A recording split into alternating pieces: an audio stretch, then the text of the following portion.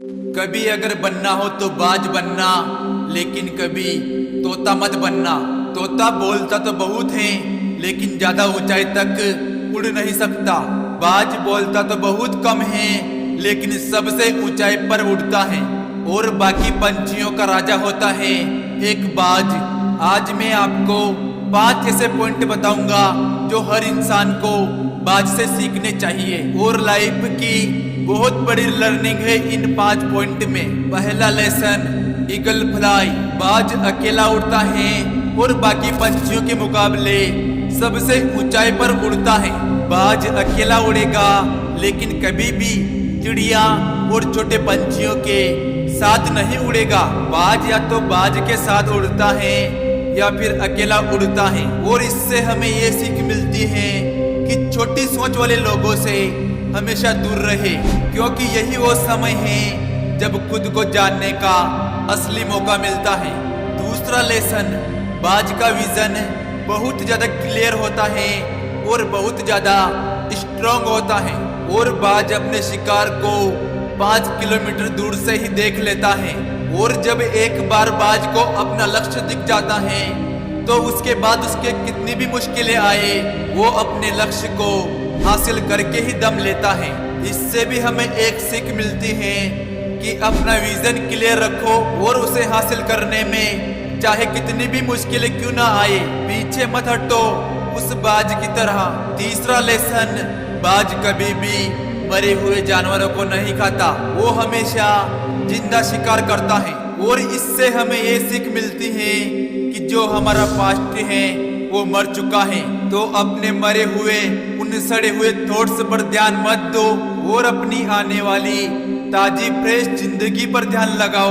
अपने पास्ट की जो पुरानी यादें तुम्हें तंग करती हैं, उन्हें वहीं रहने दो जहां पर उसकी जगह है, और तुम्हारे पास्ट की जगह है तुम्हारे पास्ट में, उसे वर्तमान में जगह मत दो।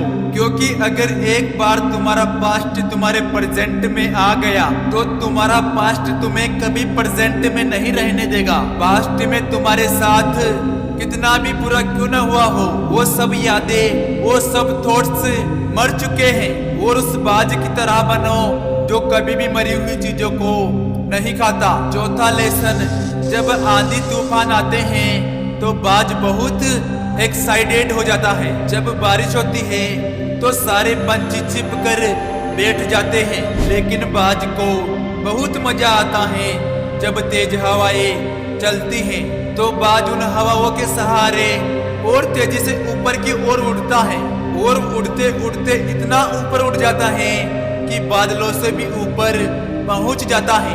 और इससे भी एक बहुत बड़ी सीख मिलती है कि मुसीबत में मजा ढूंढो। और नेपोलियन हिल ने कहा था कि बहुत बड़ी चुनौती एक बहुत बड़ा अवसर लेकर आती है। तो उस बाज की तरह तुम भी अपने अवसर को पहचानो, और जिस दिन तुमने उन अवसरों को पहचान लिया तो सारी मुश्किलें तुम्हारे नीचे होगी और तुम उन मुश्किलों के ऊपर होंगे। 5th लेसन, बाज हमेशा अपने घोंसले में से सॉफ्ट घास को निकाल देता है ताकि बाज का जो बच्चा होता है वो कंफर्टेबल ना हो सके। क्योंकि वो घोंसले में कंफर्टेबल हो गया तो वो वहीं रहना पसंद करेगा, लेकिन बाज ऐसा कभी होने नहीं देता, क्योंकि बाज एक पंछी है। बाज को भी ये बात पता है, लेकिन हम तो इंसान है ना, और इंसान होने के बावजूद भी कई सारे लोग इस बात को समझते ही नहीं। आप जितने ज्यादा कंफर्ट जोन में रहोगे, आपकी लाइफ आने वाले समय में उतनी ही ज्यादा अनकंफर्टेबल हो जाएगी।